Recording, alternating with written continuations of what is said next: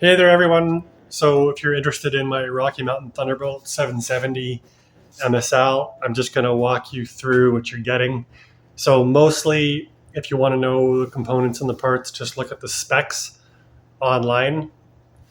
I have replaced every part over the years with exactly the same type and quality of part, so nothing's been downgraded, or nothing's been upgraded either. But so you're basically just getting what's in the specs. So we'll start at the front of the bike here, and I can't remember all the numbers right now, like in terms of the travel on that fork. It's 110 or 120 millimeter. I can't remember.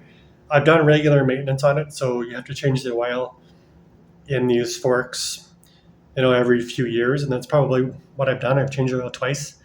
I've had the bike. I've ridden it 7 seasons now. So 2016, and I bought it in the fall. So yeah, there's the fork. This bike has also just come from the bike shop in Invermere, and basically they said that the bike is running extremely well, especially for its age.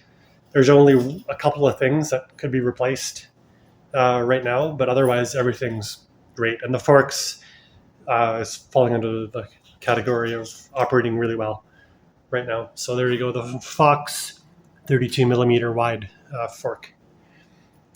Something you're maybe not totally aware of is this through axle design. So this does have a quick release here. So you just take it out, but you can't get the wheel out now. You have to pull out the through axle, and it's a 15 millimeter through axle, standard for high end mountain bikes these days. So you undo it like I just showed you, and you unscrew it, take it out of the threads, and pull the axle out, and the wheel comes off. That's how you get it out. So it's not quite as convenient as your classic quick release that you might have on your mountain bikes at home, but it's a lot more stable. It offers you a lot more rigidity in your fork, and the bike will steer and track far more predictably with this design. Let's move to the rotors, the disc rotors. So these are one of the only components on the bike that need to be replaced. Both disc rotors are getting very thin. So that front one, they're $60 maybe.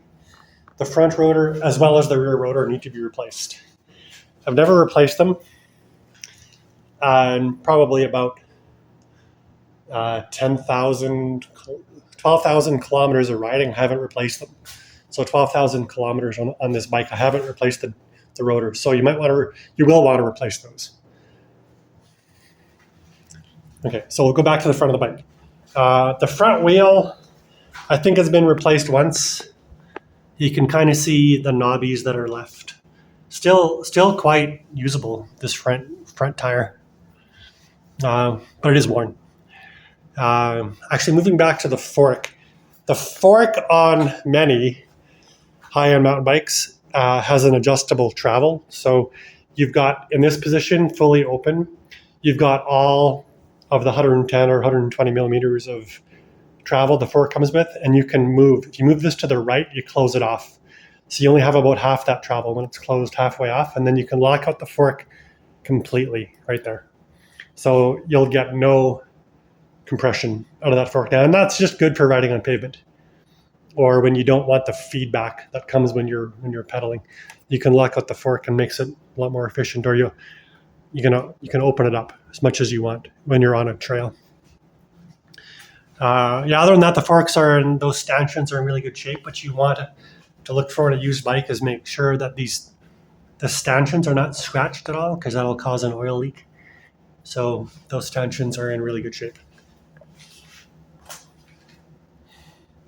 And this is where you add the air. So to adjust it for your weight, you unscrew this top cap, take it off, and there you go. Just a standard Schrader valve. You can add or remove air, depending on how soft or hard you want the fork.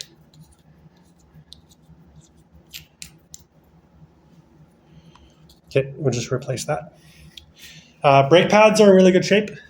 I just replaced them, so they won't need replacing for quite a while. Moving up to the handlebars and the headset. So I've got a lockout on this bike, so you can lock out the rear shock just by pushing this down. So this is the most important for pedaling on pavement. To reduce the amount of feedback you get from the shock, you want to completely depress this trigger, and it just makes the bike very efficient on the pavement. And then you just remove that for the trail. So it re-engages the shock and you have full use of it again. And then dropper seat post is triggered with this right here. So you just push that button and the seat will come back up once it's been dropped. So nice for the steep downhills. If you're not familiar with the dropper post,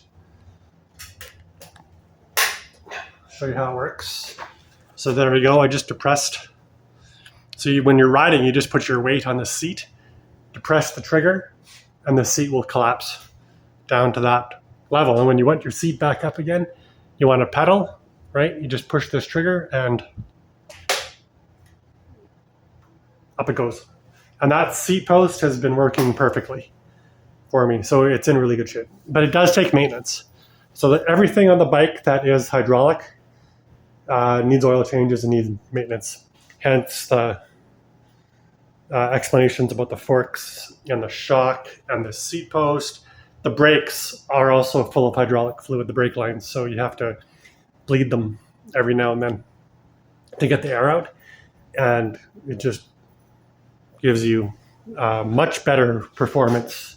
Disc brakes give you much better performance than your standard rim mounted brakes.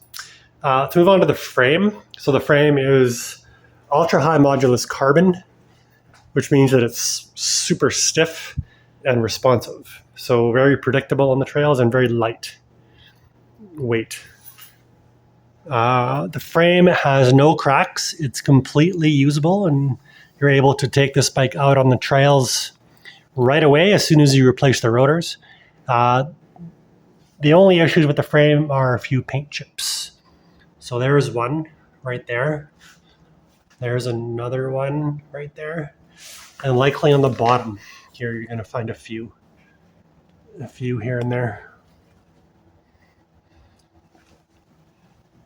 The shock has been very recently serviced. So the shock has been rebuilt essentially. So it's functioning at 100% level. And actually what you see right there is grease ports. So this bike has grease ports for all the moving parts for the frame. So you just stick your grease gun into those grease ports, just like a dirt bike, and you grease the moving parts of the frame. And then down there too, there's another one. Move on to the drivetrain. The drivetrain is quite new. The drivetrain won't need replacing for a couple thousand kilometers at least. XTR, Shimano XTR derailleur was the best mountain bike derailleur Shimano made 8 years ago. Since then, they've upgraded and they've made changes. But yeah, Shimano XTR. You can lock the clutch in too, so it gives you a lot more stability, and a chain just behaves a lot more predictably because this arm is so much stiffer when the clutch is engaged. Not sure. Let's see what else I can tell you. The only other issue with the bike is this rear tire is starting to wear a little bit. It's been a couple seasons since I've replaced it. You can see the knobbies are starting to wear down.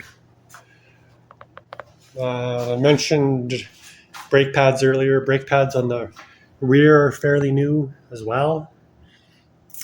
And I'm not sure what else you need to know. Oh, the rear rim is new. So that's only had a couple seasons on it. So the front rim is stock, but the rear rim is pretty new. So you've got many thousands of kilometers left in that rear wheel before you have to replace it. And that's all I can think of for right now. Any questions? Yeah, we can talk or text or email or whatever. You don't see pedals on the bike. We can talk about me including pedals for whatever price we agree on. High-end mountain bikes don't come with pedals.